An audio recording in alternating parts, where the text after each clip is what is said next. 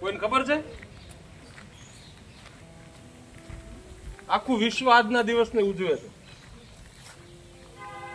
ચાંદો કોઈ જોયો છે? ચાંદા માથે એટલે કે ચંદ્ર માથે સૌથી પહેલો કોણ ઉતર્યું હતું ખબર? આંતરરાષ્ટ્રીય ચંદ્ર દિવસ, ઇન્ટરનેશનલ મૂન દિવસ.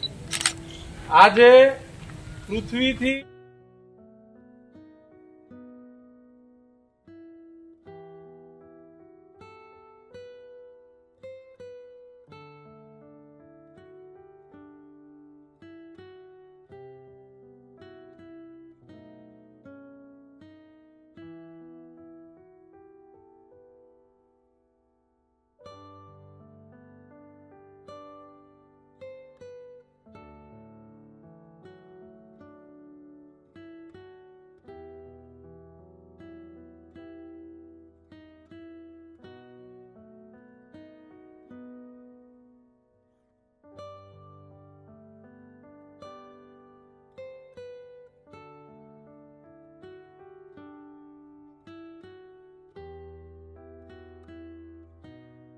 પ્રક્રિયા પરિભ્રમણ. શું કહેવાય?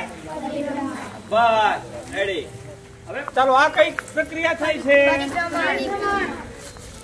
એક જ. પરિભ્રમણ ને પરિક્રમણ. હા, બંને પ્રક્રિયા સાથે થાય છે. જો પરિભ્રમણે થાય છે અને પરિક્રમણે થાય છે.